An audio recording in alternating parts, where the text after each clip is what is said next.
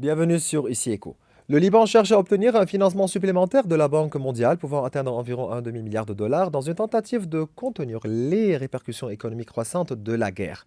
Selon le ministre libanais des Finances Yassine Jaber, le gouvernement poursuit ses discussions avec la Banque mondiale à Washington afin d'obtenir un nouveau financement compris entre 300 et 500 millions de dollars, en plus d'un accord signé avec la Banque mondiale d'une valeur de 200 millions de dollars pour soutenir les programmes de protection sociale AMAN dans le cadre des efforts visant à assurer les besoins du pays en devises étrangères en période de guerre.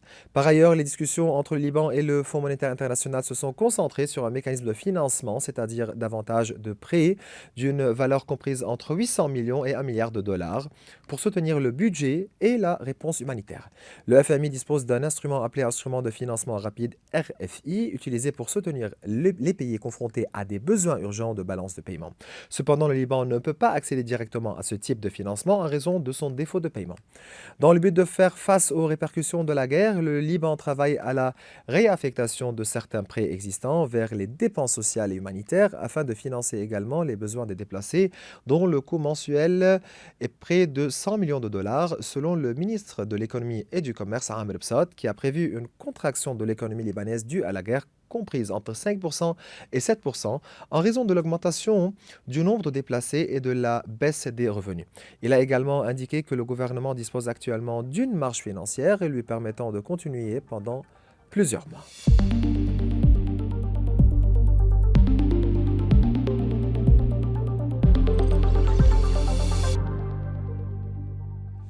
Avec l'entrée en vigueur du cessez-le-feu, nous suivons les répercussions de cette guerre sur les secteurs économiques libanais avec le président du syndicat des importateurs de produits alimentaires, Hani Barsaleh. Hani, c'est toujours un plaisir de vous recevoir. Bonjour Maurice. Pour commencer, le Programme alimentaire mondial a averti la semaine passée que le Liban fait face à une crise accélérée de sécurité alimentaire avec la perturbation de l'approvisionnement en marchandises en raison de la guerre en Iran, la hausse des prix des denrées alimentaires et l'augmentation des pressions sur les marchés locaux, notamment avec la poursuite du déplacement des populations et les difficultés d'accès à certaines régions du Sud. La directrice du programme au Liban, Alison Oman, a déclaré que ce que traverse le pays n'est pas seulement une crise de déplacement, mais qu'elle se transforme rapidement en une crise de sécurité alimentaire. Êtes-vous d'accord avec ces propos? Le Liban fait-il réellement face à une crise de sécurité Oui, alimentaire mais universelle? il faut lire le rapport Mm. de Madame Allison textuellement, parce que les médias ont mal interprété ce qu'elle a dit. Mhm. Elle avait bien précisé que dans les régions du Sud qui sont sous occupation, il y a un problème Ce qui est très d'alimentation, normal. ce qui est normal, et que les provisions étaient pour 7 jours. Mhm. Je ne sais pas quel journaliste de troisième degré a mal lu ce rapport et il a envoyé toutes ces choses sur les réseaux sociaux Mhm. en faisant référence au WFP, au World Food Mhm. Programme, ce qui a allumé d'une façon impossible tous les médias et en 5 minutes, je ne recevais que des appels. Et même, j'ai reçu un appel d'une chaîne de télévision à Qatar. Mhm. Donc, ça ne faisait même pas 10 minutes que ce rapport a été émis, que tout le monde a mal réagi. Et je ne savais même pas qu'est-ce qui se passait. Et donc, le Donc, Liban ne fait pas face à une crise de sécurité non, ce alimentaire. n'est pas une question. C'est la malinterprétation d'un rapport. Mhm. Parce que quand ils ont fait référence à une source crédible, qui est le WFP, je ne savais pas qu'est-ce qui s'était passé. Donc j'avais dit déjà live sur la télévision Il fallait qatarienne lire ce rapport. que je suppose Mhm. que le problème était dans le sud, et ce qui était vrai. Mhm. Ce n'est qu'après, dans 10 minutes, 15 minutes, 20 minutes, où on a reçu le rapport, qu'on a immédiatement issu un communiqué, notre Vous et M. syndicat, Fahel, avec le syndicat des du supermarchés, supermarché. pour démentir Mhm. ce propos et préciser que ceci s'appliquait Mhm. seulement dans Mhm. le sud et Vous, qu'il n'y avait aucune raison Mhm. de généraliser sur le Mhm. Liban. Vous confirmez toujours que tant le port de Beyrouth reste ouvert, il n'y aura pas de problème d'approvisionnement alimentaire? Oui, mais plus que ça, ce que nous dit, oui, premièrement, je confirme. Deuxièmement, Il faut expliquer quand nous disons qu'il y a un approvisionnement sur 3 mois. Qu'est-ce que ça veut dire? On ne compte jamais exactement euh, quels sont les stocks qu'on a pour mesurer qu'on a exactement pour 3 mois. Les 3 mois, c'est le cycle naturel d'approvisionnement dans le monde entier. Ce n'est pas seulement au Liban. Donc, comme importateur, quand j'importe mes produits, le cycle normal depuis quand je fais une commande jusqu'à ce que l'usine fabrique cette commande, il faut au moins 20 jours à 25 jours, plus la fabrication, donc 1 mois. Plus, il y a au moins 1 mois à 1 mois et demi de fret maritime, et puis il y a le dédouanement, etc., etc. Donc, le cycle est généralement de 3 De mois. 3 mois. C'est pourquoi nous approvisionnons des produits qui peuvent aller jusqu'à 3 mois. Donc, quand je dis qu'on a 3 mois, ça veut dire qu'on est dans les stocks naturels similaires à n'importe quel pays en paix, que ce soit en Égypte, ou en Turquie, en France ou en Éthiopie. Donc, quand je dis qu'on a 3 mois, ça veut dire qu'on est vraiment au plein. Donc, vous confirmez que le stock actuel des produits On n'a alimentaires... aucun problème. On n'a pas Aucun de problème. problème. Et qu'en est-il des navires chargés de denrées alimentaires arrivant à temps dans les ports libanais, notamment au port de Beyrouth? Écoutez, il y a eu une petite perturbation qui est toujours référencée à la mer Rouge. Et il faut faire attention que le détroit d'Ormuz ne nous concerne pas directement Nous en allons tant parler. qu'approvisionnement. Nous allons en parler. Donc il y a eu un peu de perturbation parce que, vous savez, on part cette guerre avec la guerre de 2024. Il y a beaucoup de similarités, mais il y a aussi une grande différence. C'est que cette fois, c'est une guerre à l'échelle mondiale et qui ne concerne pas seulement le Liban, elle concerne tout le monde, surtout ce qui est l'approvisionnement total et le coût de l'énergie et donc des charges journalières de fonctionnement. Comme elle nous a affectés à nous, à l'ordre de 5 à 10%, la hausse des prix du pétrole nous a affectés dans une mesure, ça dépend des secteurs. Quelques secteurs ont augmenté de 3%, quelques-uns de 5, quelques-uns de 7. Donc, généralement, c'est entre 3 et 10. Mais la même chose, et le même effet qui nous a ciblés, a aussi ciblé toutes les industries au monde. C'est pourquoi il y aura prochainement une augmentation des coûts de produits d'importation. Ce que nous avons dit quand nous avons mentionné une hausse de 5%, c'est la répercussion immédiate de l'énergie sur les charges de fonctionnement. Nous allons parler à propos du détroit d'Ormuz et l'impact sur les prix. Mais selon le programme alimentaire mondial, les prix des légumes ont augmenté de plus de 20%, tandis que les prix du pain ont augmenté de 17% depuis le 2 mars dernier. Alors que certains commerçants affirment que les stocks de produits alimentaires de base pourraient ne pas suffire pour plusieurs semaines. Donc, ça c'est clair. Maintenant, on parle Non, il n'y a du pas de Sud. problème. L'acheminement de l'aide alimentaire vers les zones difficiles d'accès dans le Sud est également devenu plus compliqué. Votre commentaire sur ces chiffres présentés par le Programme alimentaire mondial et en ce qui concerne aussi l'augmentation des prix. Écoutez, on ne peut pas donner un seul chiffre à l'augmentation des prix des produits alimentaires. Il faut spécifier quel secteur, parce que dans le secteur alimentaire, il y a plusieurs secteurs. On commence par les produits frais et ultra frais. Donc je parle des fruits et des légumes. Il y a aussi les produits laitiers qui sont en général des produits frais, que ce soit les fromages ou bien le labné ou bien le lait. Puis vous avez les fruits et les légumes. Ah non, j'ai dit fruits et légumes, produits laitiers. Puis il y a les viandes et le poulet, les poissons aussi.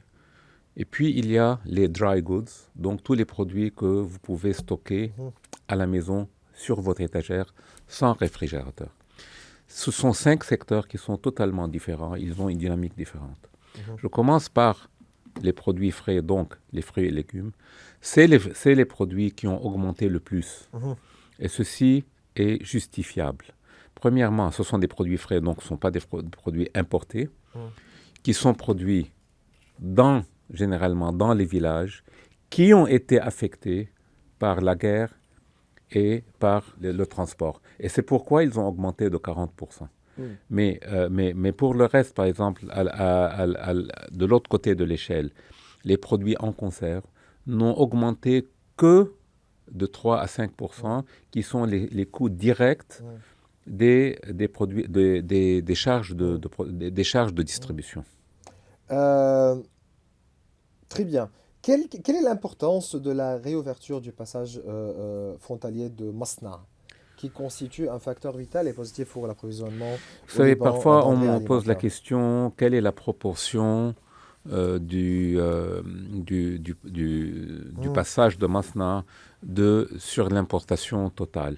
Ce n'est pas la bonne question à poser, parce que, premièrement, c'est un passage vital, et ce n'est pas un passage qu'on peut substituer. Donc, ce n'est pas que si le Masna ferme, hmm. on peut le substituer Par un facilement. autre passage. Et c'est toujours Hmm, substituable, mais ce n'est pas facile, parce que le Masna, c'est le port principal pour l'export hmm, de fruits et légumes, généralement vers le Golfe, qui ne s'applique pas maintenant, mais maintenant pour la Syrie et pour l'Irak. mhm, Donc c'est un poumon pour l'export. Et puis aussi pour l'import des produits hmm, qui viennent du Golfe, parce qu'il y a beaucoup de produits qui viennent du Golfe, il y a beaucoup de marques internationales, que ce soit des produits laitiers, que ce soit des produits en conserve, des huiles, qui viennent de l'Arabie saoudite et d'autres produits. Donc hmm, c'est un passage qui est très important. hmm. Je ne sais pas quel est son pourcentage, peut-être pas plus que quelques pourcents, 2, 3, 5%, mais c'est un passage actif pour certains produits. Si jamais ce passage ferme, il y a toujours des routes, on peut toujours passer par la mer, mais ça prend plus longtemps et c'est plus cher. C'est plus cher. Et vous parlez toujours de l'importance de la diversification des sources d'importation pour les chaînes d'approvisionnement. Comment les commerçants procèdent-ils à cette diversification? Écoutez, premièrement, il faut bien préciser cette chose. Les produits ne sont pas substituables infiniment et facilement. Chaque produit Hmm, a sa source favori. Généralement, si cette source, pour n'importe quelle raison, a des problèmes, on peut toujours substituer, mais ce n'est pas aussi simple. Par hmm, exemple, je donne l'exemple des huiles hmm, quand la guerre de l'Ukraine a commencé depuis 4 ans. On a eu beaucoup de problèmes à trouver un substitut à l'huile de tournesol qui vient généralement ou bien d'Ukraine ou bien de la Russie. Même les sources alternatives qui sont pour nous la Turquie et l'Égypte importent leurs matières premières de ces deux pays. mhm, Ils ont une production, la Turquie a une production locale hmm, de tournesol, mais elle est juste suffisante pour leur consommation locale. Et généralement, on a vu, donc ce n'est pas très très facile facile. de Hmm, substituer. Quand on parle d'ingrédients, d'engrais, c'est la même chose. On a eu un problème d'engrais parce que la plupart des matières premières pour hmm, les engrais étaient originaires de hmm, l'Ukraine. Maintenant, on a aussi un problème similaire pour les engrais, pour les matières premières qui est généralement hmm, l'ammoniac, pour lequel on produit de l'urée et pour lequel on fait les engrais. mhm, Je ne dis pas hmm. qu'on a un problème imminent, mais si la guerre continue, donc je suppose qu'on est maintenant dans une période plutôt de De stabilisation, stabilité. je dirais stabilisation, parce qu'on Ah, n'a pas encore, toute la stabilité, oui. c'est une Ouais. stabilisation, on n'est pas On est encore dans une dans la phase, phase de c'est le feu maintenant. stabilité. Donc c'est le terme plus correct. Mais si jamais il y a une pénurie sur les coûts Hmm, du pétrole, ça va se répercuter sur les coûts des engrais. Donc ça va se répercuter sur les coûts des produits agroalimentaires hmm. sur la prochaine saison. Pas cette saison. C'est ça. Ça, c'est clair. Environ 900 000 personnes au Liban font face à une insécurité alimentaire, avec des prévisions d'augmentation de ce nombre si les développements actuels se poursuivent. Les pertes se répartissent en deux axes principaux. Le premier est humanitaire et social, avec le déplacement d'environ 1,4 million de personnes, soit près de 20% de la population libanaise, ayant perdu leur logement. Le coût de la couverture des besoins essentiels de ces déplacés, nourriture, médicaments, eau, hébergement, estimé par le ministre de l'économie et du commerce à environ 100 millions de dollars par mois. Avec le changement des routes maritimes, revenons au prix et au coût, etc. Avec le changement des routes maritimes via le canal de Suez ou le contournement de l'Afrique, les coûts ont augmenté, transport, assurance, etc. Les coûts opérationnels ont augmenté d'environ 40% selon le ministre des Finances, Yassine Jaber. Quel est l'impact de cette hausse des prix pour les consommateurs? Oui, il faut vraiment préciser, ce n'est pas les coûts opérationnels qui ont C'est le coût de augmenté, l'énergie. c'est le coût de l'énergie Oui.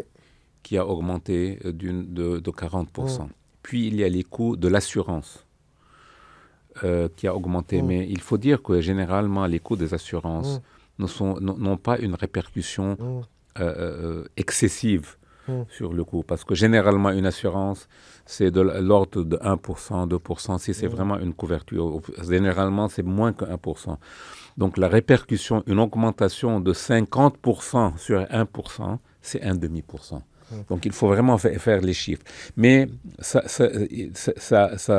ajoute. Mhm. Et Hani, le Liban a déjà été affecté par deux inflations, l'inflation locale et l'inflation importée. Mm, Quand les prix commenceront à baisser? Écoutez, on ne va pas parler de baisse ou de hausse. Il faut mettre 3 étapes de hausse. La première étape, c'est déjà établi, c'était la hausse des coûts du pétrole. Donc Transport, assurance, pétrole. ça s'est répercuté sur les coûts actuels de Mhm, stockage, de transport. Et c'est un taux qu'on a mhm, évalué mhm, à une moyenne de 5%. Puis, comme c'est une pénurie internationale, de même que nous avons eu une augmentation sur nos coûts de 5 mhm, à 10%, même nos fournisseurs à travers le monde ont eu la même augmentation. Donc nous allons attendre à une augmentation similaire des produits importés d'ici à quelques mois. Sur les produits, donc j'en parle toujours si la guerre continue, s'il mhm, y a une baisse, s'il y a une mhm, stabilisation et si les prix du pétrole vont restabiliser, on mhm, va mhm, reparler mhm. d'autres chiffres. Et puis il y a la troisième étape Qui dont est? je vous ai mentionné. Si jamais on a une pénurie sur... En fait, il y a 3 produits principaux, outre les produits eux-mêmes. Donc, il y a le produit, vous savez, vous Mhm, importez un produit, il y a le produit, mais il y a aussi son mhm, emballage et son transport. Donc, dans l'emballage, on a le plastique mhm, et l'aluminium. Si jamais on a une pénurie mondiale, il y aura un excès, une augmentation sur les coûts du plastique et de mhm, l'aluminium. mhm, Et vous savez, ou bien le tin, donc le tank et le tin, parce que tous les produits en conserve sont ou bien stockés dans une bouteille en plastique ou bien une boîte en aluminium. Donc si jamais il y a une augmentation des prix du pétrole, ça va se répercuter directement sur les produits, sur l'emballage du produit. Et puis il y a le transport. Donc il y a ces trois. mhm, Et puis il y a les engrais, mhm, comme je vais mentionner. mhm. Si jamais on a une pénurie d'engrais, ça ne s'est pas encore passé. S'il y a une pénurie d'engrais, on va assumer, have to expect, on Mhm, va peut-être voir des mhm. augmentations sur les prix du riz et du sucre et des produits de base. Mais ce n'est pas encore spécifié, ce n'est pas encore clair. Pourquoi observe-t-on que la hausse des prix est toujours plus rapide que leur baisse lorsque les coûts rediminuent? Écoutez, premièrement, la hausse, ce n'est pas un sujet Mm, imminent, c'est un sujet perpétuel mm, dans l'économie mondiale. Premièrement, ces hausses se font brusques parce que la guerre euh, mm. commence brusquement et finit lentement. Pourquoi la diminution On ne n'est se fait pas pas à la encore, même par exemple, vitesse? aujourd'hui, je ne suis pas sûr si la guerre est terminée ou non. Oui.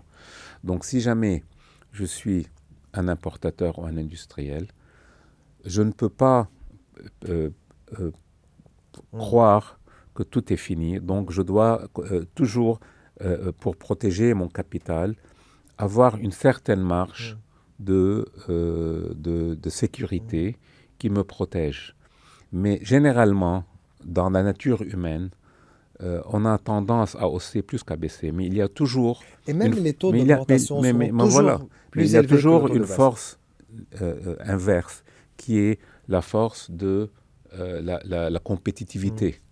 Je ne peux pas je ne peux pas augmenter mes prix autant que je peux, parce qu'il y a toujours quelqu'un d'autre qui va baisser les prix. Donc, vous voulez me dire que d'ici quelques semaines, si cette phase Ça, de c'est pour sûr. est-ce qu'on va revenir au même niveau de prix qu'avant la guerre? Ben, ça dépend il y a toujours le facteur réel et le facteur affectif. Le facteur réel dépend du coût du produit et dépend du coût de l'énergie. Si les coûts de l'énergie vont descendre, ça va se répercuter immédiatement.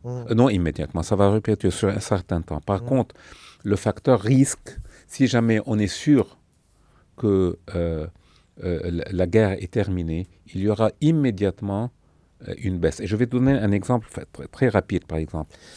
Nous n'arrivons pas à ravitailler les régions limitrophes.